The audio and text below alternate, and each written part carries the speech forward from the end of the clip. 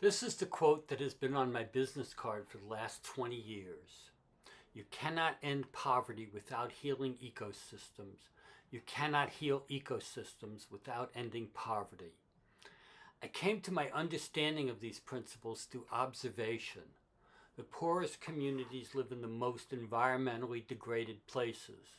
This is true when you are discussing people being displaced in rainforests by big agriculture or mines, communities near oil refineries and plastic manufacturers in cancer alleys in Louisiana, dump pickers in the Philippines, and the communities adjacent to the Port of Providence. What this means is that if we are to have prosperous communities, that the economy must work for everyone and the planet, not just the few, and that requires real democracy. Democracy is also a requirement if we are to protect public health, clean water, clean air, and the planet's biodiversity. Autocracies in places ruled by oligarchies never pay attention to any of these issues, and it shows.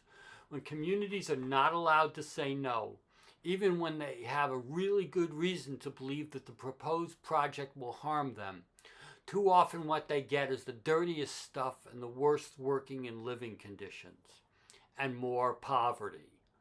The same bad things happen when a community has no say in what good things to develop. Community input is what makes economic development successful. When the community does not approve and the development still goes forward, bad things happen. Racism and poverty go hand in hand in America. They are not identical scourges, but the communities of color have little political power and are much more likely to be dumped on in all senses of the word. They were redlined.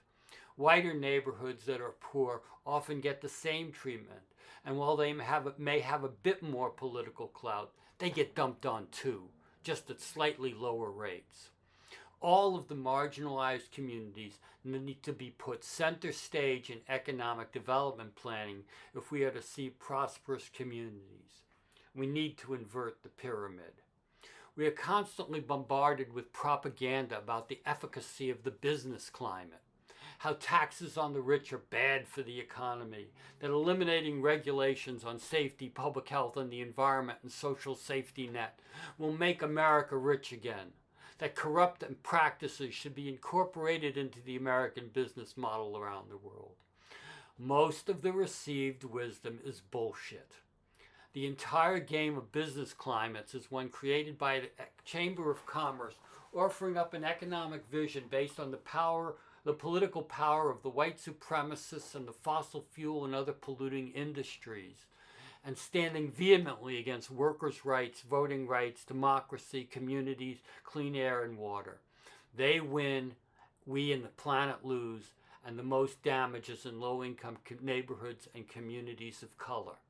The data is quite clear. There is no correlation between economic growth rates and business climates, even though the rules of the game are written to give an advantage to the modern equivalents of robber barons.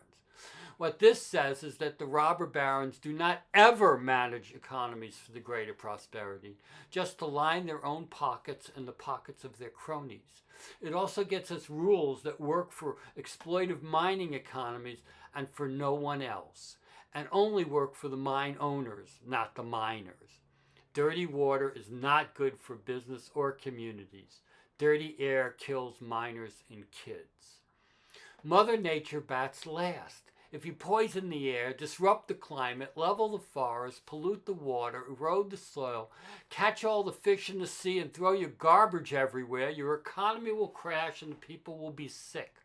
Giant storms will wash your community away, never to be rebuilt. Fires will burn more and more, and insurance markets will collapse. We cannot just slow down the damage to ecosystems. We have to reverse it and actually heal the ecosystems of our communities and planets if we are to have healthy lives and economies in the future.